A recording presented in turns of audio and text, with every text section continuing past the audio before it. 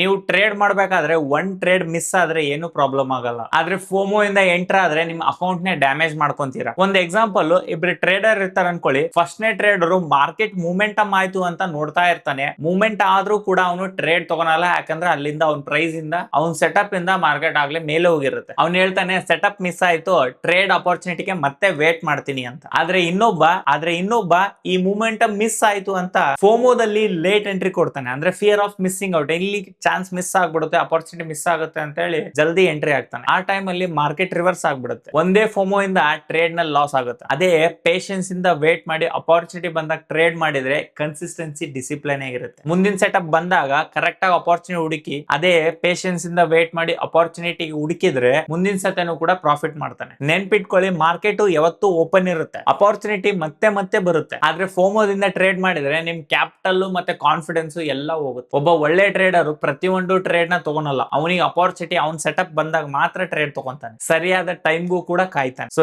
ನೀವು ಅಷ್ಟೇ ಸರಿಯಾದ ಅಪರ್ಚುನಿಟಿ ಟೈಮ್ ಬಂದಾಗ ಮಾತ್ರ ಟ್ರೇಡ್ ಮಾಡಿ.